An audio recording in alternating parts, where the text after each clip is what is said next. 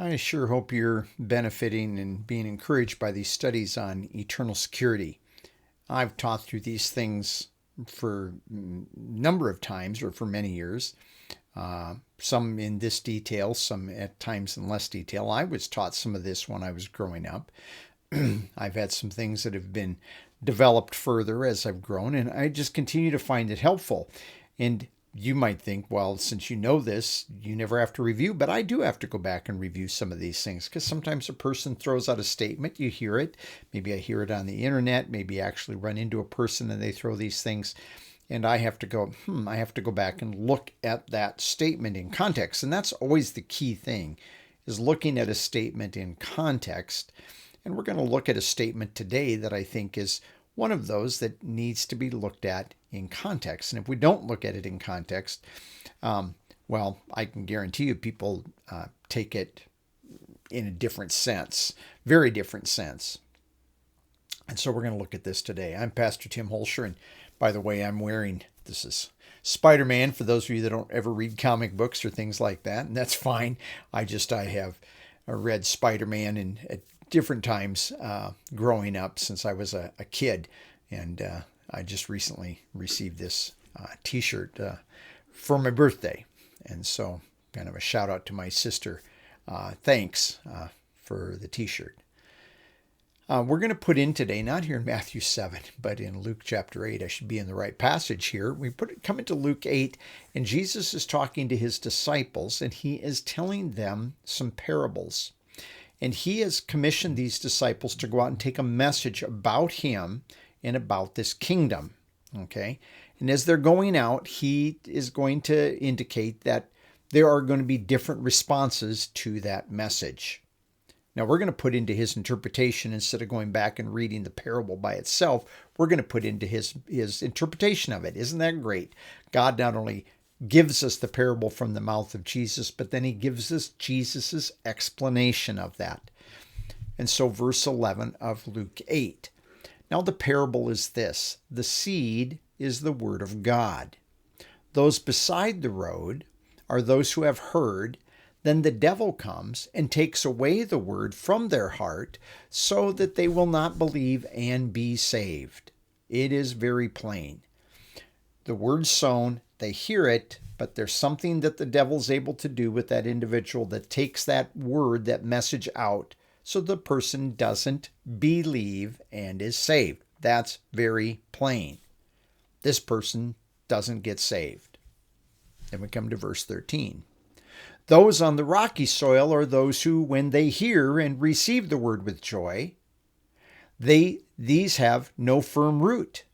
And they believe, it says, for a while or for a season. And in a time of temptation, that's exactly what it is. It's a test in which there's a failure. They fall away or they depart.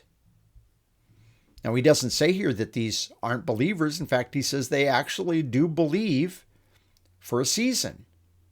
Now, I think the very fact that he says that they believe here is indicative of the fact that these people are believers. And some are going to say, well, they don't keep believing, therefore they lost their salvation. Again, I don't think that this all is what Jesus is saying, and we'll come back to this statement here in just a little bit. He says they depart. They depart.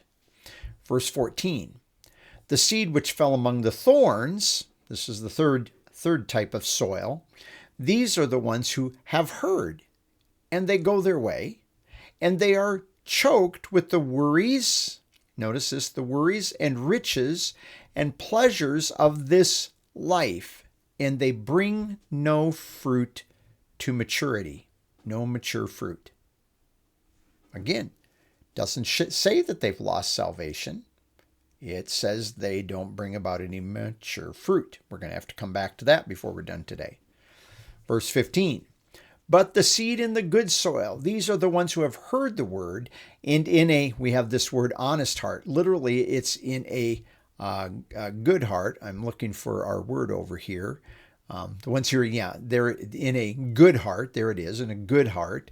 And we have honest and good heart. This is actually the first word here that's translated honest. I don't think I would translate it honest. I would say it's beautiful heart in some way. In other words, what it does is it responds really well And it's also a good heart. And they hold it fast and they bear fruit with patience. This is real clear. This is the one that clearly nobody debates that these are believers. But they look at them as believers and they place a lot of emphasis on what they do. And indeed, the parable interpretation does that. Now, this is the problem we have here. Many Bible interpreters come to this and they say, these are the only ones who are believers. The other three are not believers. Either none of them, they were never believers, or that at least one of them was never a believer and the other two were believers, but they lost their salvation. That's one of the ways, or just to look at it and say they all never believed. There's a lot of baggage that we bring to this, a lot of theological baggage that influences the way we interpret those two middle statements. We've already settled the fact. The first one's real clear. Those people were never believers. They did not believe. They're the only ones that didn't. These other two parables here, the ones that are on this rocky soil and they don't have a root, they believe, but when they come into something, a temptation, when they go into something that's hard, they depart. So one of the things he's telling the disciples is you're going to have people that they're going to hear. They're going to welcome this message about the kingdom and they're going to receive with joy. They're excited about this. Yes, this kingdom is coming. The king's here. This is great. And then something hard in life happens and they don't stick with it. They fall away, or literally they depart. And this is very important because departing was something that people did sometimes that followed Jesus for a while and then they quit following him. And he's trying to prep the disciples that you're going to have people that are enthusiastic about the message and wow, yay. And then all of a sudden they're not there anymore because something has happened that's caused them to go through a hard test. And they don't want to respond well in that hard test. The third group, are those that also, they heard it.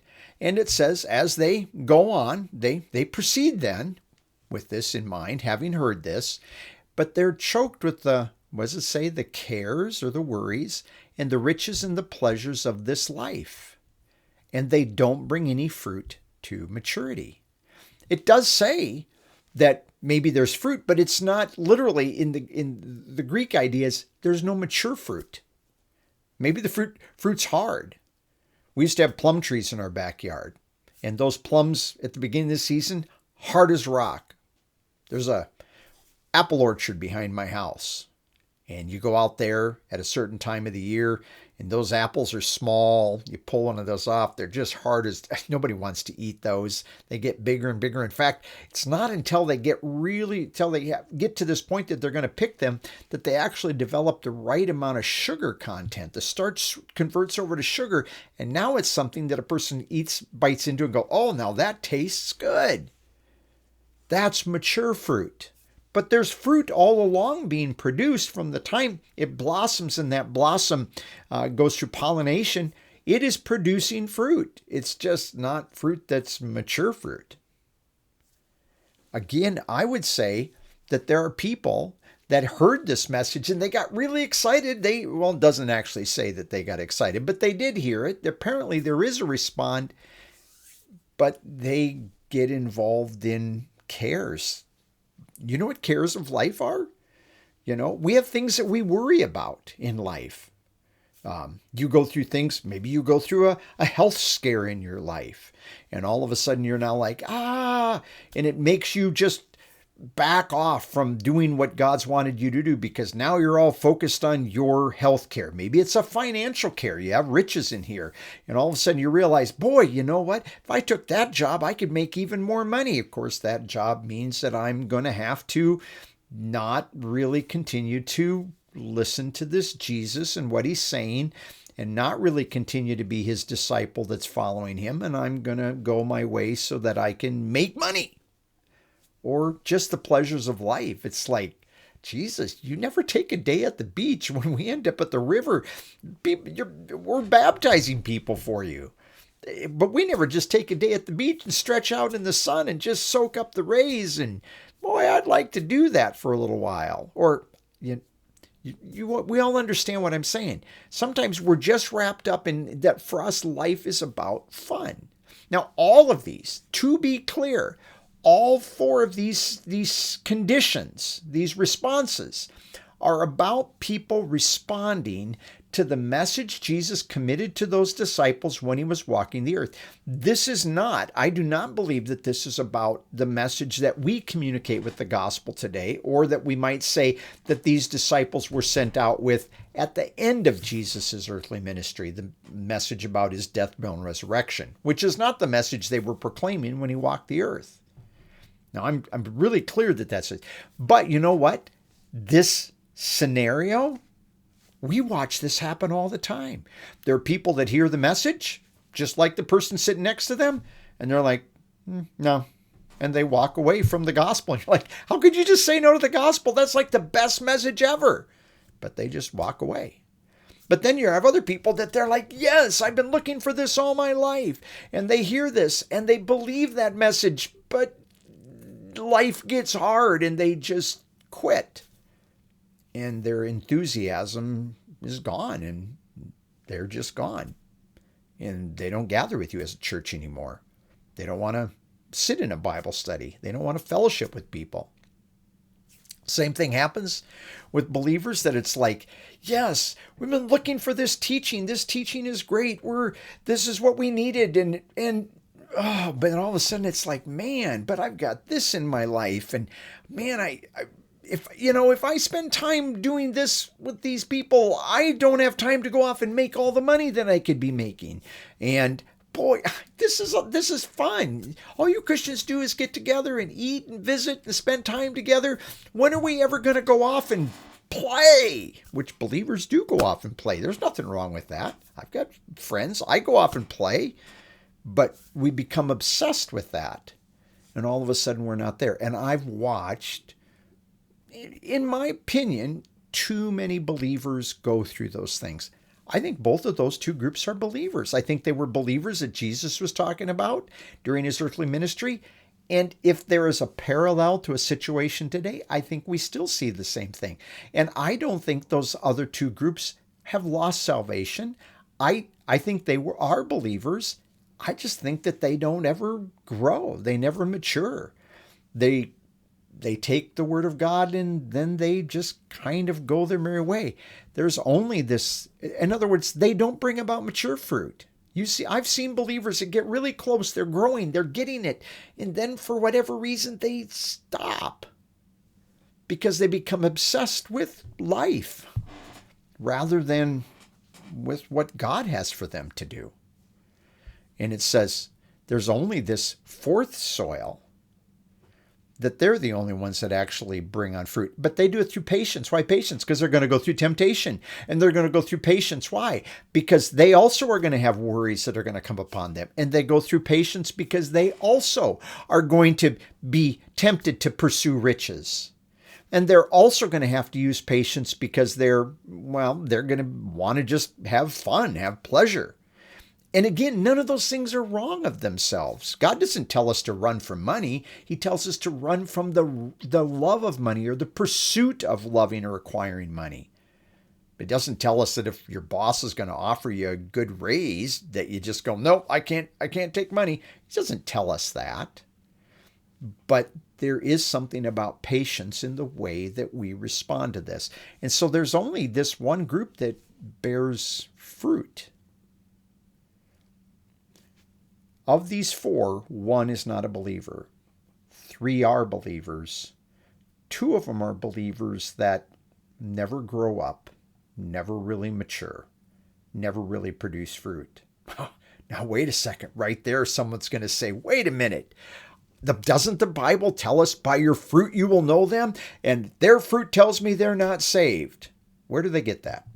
Matthew chapter 7. Verse 15, Jesus in the Sermon on the Mount says, beware of the false prophets who come to you in sheep's clothing, but inwardly they are ravenous wolves. In other words, they're hiding out. They're disguising themselves like you. They're disguising yourself and this he's talking to disciples here, but he's just So they're disguising themselves as a disciple that seems to be interested in this message, but they'd only care about getting you. That's all they want. And he says, you will know them by their fruits. What's he talking about here? He's talking about the false prophets. Somebody's come zipping past my house, racing around their hot little car. But anyway, he says, you will know them by their fruits. Grapes are not gathered from thorn bushes, nor figs from thistles. So every good tree bears good fruit, but the bad tree bears bad fruit. A good tree cannot produce bad fruit, nor can a bad tree produce good fruit. He's not talking about how do you tell whether a person is a believer or not. He's talking about how can you tell whether a person's a false prophet. Listen to what they say and watch how they live. And if their message and their life does not match, there they go again. Sorry about that. Maybe you don't even hear that, but it sounds very loud to me when they go zipping by here. But he's talking here about false prophets. This is about discerning false prophets. This is not fruit inspectors to determine whether a person's a believer or an unbeliever. That's a misuse of this text. That's not what it's about at all. But I've known so many believers that are like, we have to see fruit. We have to see fruit. There are, and maybe that would be a good study on eternal security, is all the people in the New Testament, in the church even, that Paul does not say are unbelievers, but they failed. And they didn't bear good fruit. I think that's an important thing to say. You and I have the opportunity to be bearing good fruit. We have the opportunity to have the fruit from the Spirit in our lives and have that fruit from the Spirit expressed by works of service, which are also fruit that we are engaged in. Inspecting people and looking at their lives and going, I decide that person's not a believer because I don't see enough evidence for me. But I'll be very honest. If a person tells me that they believe in Jesus Christ, that they believe that he died for their sins, that he was buried, he rose again, and that they trust in that and that alone, I don't question their salvation. It's not that I'm not tempted to. I'm just like, I don't know how else to evaluate that person. And what we often do is we become fruit inspectors, and that's not what God's asked us to do. And again, remember, this is really about a message of the kingdom that Jesus had committed to them. But as a parallel, hopefully we are those that not only receive that message, but are responding well to it on a continuing basis. Even sometimes when we do fail and maybe our fruit completely wanes, that we recognize that because the Spirit is there going, hey, oh, he's tapping us on the shoulder. Do you remember who you are in Christ? Do you remember where you're seated right now? Do you remember what God says about you? And we're like, oh, yeah. And my life has become very focused on maybe the cares of the world, maybe temptation.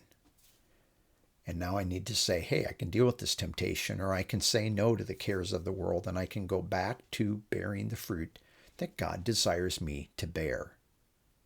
This is not a threat to eternal security, because this is not a passage that indicates that people have lost their salvation. Not at all. It took a little bit longer because it's a little bit longer passage, and I think there's a few things to say because I've heard this passage abused so many times. Hopefully we've maybe set some of the record straight by looking at it in its context and looking at what Jesus does say versus what he doesn't say.